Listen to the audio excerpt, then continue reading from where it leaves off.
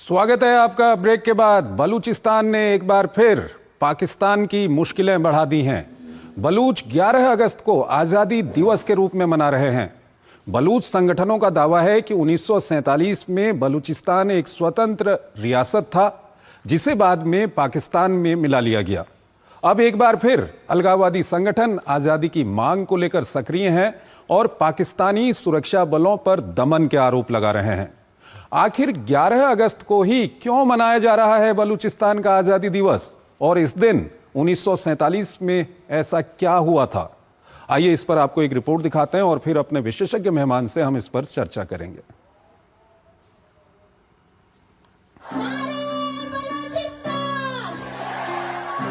तो दिन भी आएगा कि जब आजाद होंगे हम, ये अपनी ही जमीन होगी, ये अपना आसमां होगा।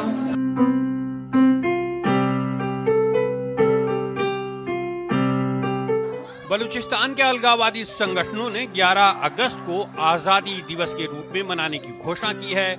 उनका दावा है कि बलूचिस्तान 1947 में एक स्वतंत्र रियासत था, जिसे बाद में पाकिस्तान में जबरन शामिल कर लिया गया।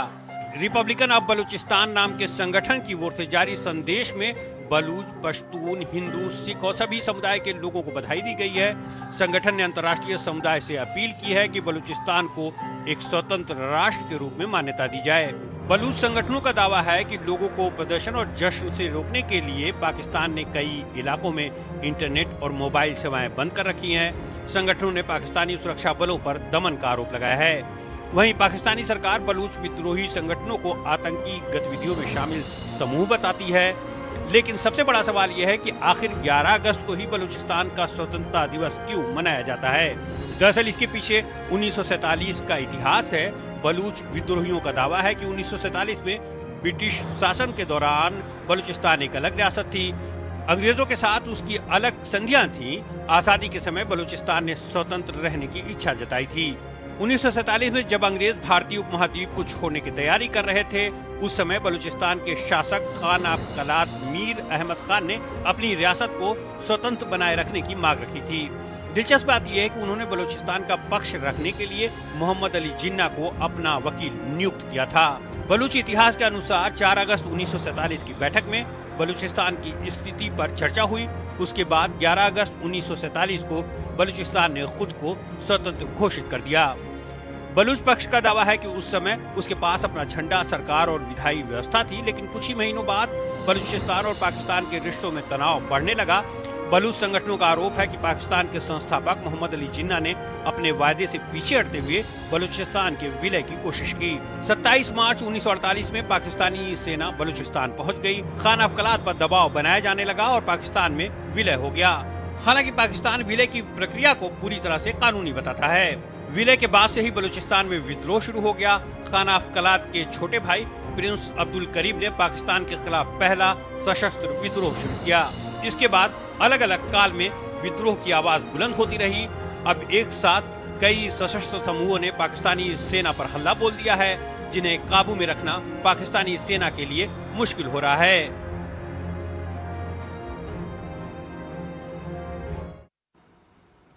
सुशील कुमार सिंघल हमारे साथ बने हुए हैं, विदेशी मामलों के जानकार हैं, उनसे हम बातचीत करेंगे। सिंघल साहब, बलूचों ने आज़ादी दिवस की घोषणा कर दी है 11 तारीख को, क्या कुछ कहेंगे? पाकिस्तान के लिए कितनी बड़ी मुश्किल है ये? बलूचिस्तान की जो वहां पे विद्रोह चल रहा है कि वो जैसा कि आपने अपनी न्यूज रिपोर्ट में बताया है, इसकी हिस्टोरिकल बैकग्राउंड बताई कि 11 अगस्त को ही उन्होंने क्या किया। और जब से पाकिस्तान ने बलूचिस्तान का विलय किया, वहां पर विद्रोह बराबर रहा है, कम ज्यादा, लेकिन विद्रोह बराबर रहा क्योंकि बलूच ने कभी उसको पूरी तरह से एक्सेप्ट नहीं किया कि वो पाकिस्तान का हिस्सा है। वो हमेशा अपने आप को ये कहते रहे हैं कि हम उससे अलग हैं। और अब पिछले कुछ सालों में जो वहां पर इंसर्जेंसी इतनी बड़ी है, बीएलए जो है बहुत स्ट्रांग हो गई है, उसके साथ के जो बहुत स्ट्रांग हो गए हैं, वो अब जो है यह हालत वहां पर यह आ गई है कि Baloch BLA at will attack करती है मिलिट्री के ऊपर, पुलिस के ऊपर, सिविल अथॉरिटीज के ऊपर। जहां वो मर्जी आती है वो अटैक करते हैं। ये नहीं है कि पाकिस्तान की प्रेजेंस नहीं, बहुत स्ट्रांग प्रेजेंस है, आर्मी की बहुत प्रेजेंस है वहां। लेकिन बलूच जो इंसर्जेंट्स है वो पूरी तरह से वहाँ स्पेशली जो गांव का एरिया है, जो रूरल एरिया है, वहां पर उनकी पूरी पाकिस्तान सरकार की नहीं चलती। और जनवरी 26 से जो अटैक वहां पर लड़ाई शुरू हुई है, उसके बाद से ये बलूचिस्तान सबसे ज्यादा खतरनाक प्रोविंस गया है पाकिस्तान का। और सबसे बड़ी बात क्या है कि जो बीएलए या दूसरे ग्रुप्स हैं, उनको पाकिस्तान आर्मी को हराने की जरूरत है, उनसे कन्वेंशनल तरीके से लड़ने की जरूरत नहीं है। उनको केवल क्या कर रहे हैं वो बड़ी इंटरेस्टिंग स्ट्रेटेजी है कि जो पाकिस्तान के लिए वो जो है डिफिकल्ट और मोर एक्सपेंसिव की बहुत कीमत चुकानी पड़ रही है वहां पर शासन करने की, और जो पाकिस्तान की सरकार को बहुत मुश्किल है। और इसीलिए बराबर वहां पे सिचुएशन जो है डिटेरियोरेट हो रही है। और अब पाकिस्तान में हो क्या रहा, पाकिस्तान ने 2 जो ऑपरेशन भी लॉन्च किए हैं और अब पीछे भी किया था, लेकिन उसका कोई असर नहीं हुआ। और अब ये शबान के नाम से नया पाकिस्तान की मिलिट्री वहां पे एक नया ऑपरेशन लॉन्च कर रही है अपनी सुप्रीमेसी बनाने के लिए। और अभी पीछे क्या हुआ है कि 100 ट्रक के करीब जो है पाकिस्तान के और ईरान के बॉर्डर पर बलूच आर्मी बीएलए ने अटैक डिस्ट्रॉय कर।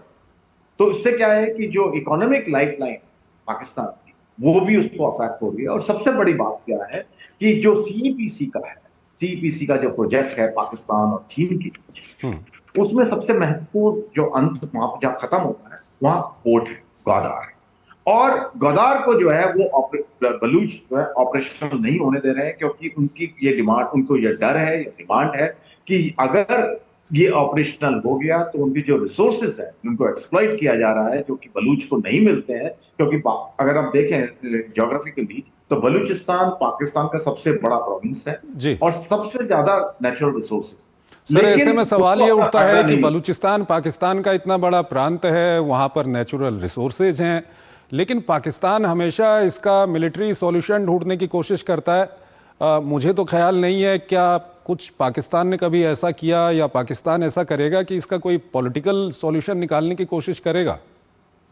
पॉलिटिकल सॉल्यूशन अगर वो निकालने की कोशिश की होती तो ये समस्या नहीं है, क्योंकि पाकिस्तान की जो फेडरल गवर्नमेंट है हमेशा बलूचिस्तान को केवल एक इस तरह के प्रोविंस की तरह इस्तेमाल करती है जिसको इस्तेमाल किया जाए, कि उनको जो इसके डेवलपमेंट में कोई इंटरेस्ट नहीं है, ना कोशिश की गई है वहां पर। इसीलिए वहां पे गरीबी है और वहां बलूच इसीलिए तो विद्रोह कर रहे हैं, वो ऑटोनॉमी तो मांग रहे हैं। बेसिकली जो सबसे पहले उनकी डिमांड थी कि हमें अब खुद मुख्तियारी का अधिकार दीजिए ताकि हम जो रिसोर्सेज हैं उनको मैनेज कर सकें। लेकिन पाकिस्तान की जो फेडरल गवर्नमेंट उसके लिए तैयार नहीं जी, इसीलिए वह इंडिपेंडेंस ये मूवमेंट वहां पे शुरू हुआ है। और अभी 11 अगस्त को उन्होंने घोषणा की है कि भी हम जो है इंडिपेंडेंट हो गए हैं। तो अब ये पाकिस्तान का इंटरनल इशू नहीं रह रहा, ये अब इंटरनेशनल इशू बनता जा रहा है। लेकिन हम देखते हैं कि अंतर्राष्ट्रीय जगत में या अंतर्राष्ट्रीय मंचों पे वैसी आवाज इसकी नहीं उठती है जिस तरह की दुनिया के अन्य हिस्सों को लेकर के आवाज उठाते हैं जो पश्चिमी देश हैं, लेकिन बलूचिस्तान को लेकर के उतने सक्रिय नहीं है। सर संक्षेप में। जी बिल्कुल आप सही कह रहे हैं कि उसके बारे में इनको ज्यादा वो नहीं है और अभी तक जानकारी, लेकिन अब जो है सिचुएशन धीरे धीरे वहां बदल रही है, क्योंकि सबको देशों को रियलाइज होने लगा है कि जो बलूच की जो सिचुएशन है, क्योंकि उसको कभी प्रॉपर्ली एक्सप्लेन नहीं किया गया, अब एक्सप्लेन करा जा रहा है कि भाई उन्होंने तो अपनी आजादी 11 अगस्त को घोषणा कर दी जब पाकिस्तान आजाद नहीं हुआ। तो उससे अब क्या हो रहा है, इंटरनेशनल मीडिया भी उस पर अटेंशन दे रहा है, इंटरनेशनल ऑर्गेनाइजेशन और कंट्रीज भी, देश भी जो है उसकी तरफ देख रहे हैं कि पाकिस्तान के ऊपर प्रेशर बिल्ड हो। ठीक है सिंघल साहब, बहुत बहुत शुक्रिया आपका, आप हमारे इस कार्यक्रम में जुड़े और दोनों ही महत्वपूर्ण विषयों पर आपने अपना महत्वपूर्ण विश्लेषण हमारे दर्शकों के साथ साझा किया। इसी के साथ अंतर्राष्ट्रीय खबरों के हमारे इस खास कार्यक्रम को हम यहीं पर समाप्त करते हैं, लेकिन जाते जाते आपको छोड़ जाते हैं आज की कुछ और महत्वपूर्ण और बड़ी अंतर्राष्ट्रीय खबरों के साथ। आप इन खबरों को देखिए और हमारी पूरी टीम को इजाजत दीजिए। नमस्कार।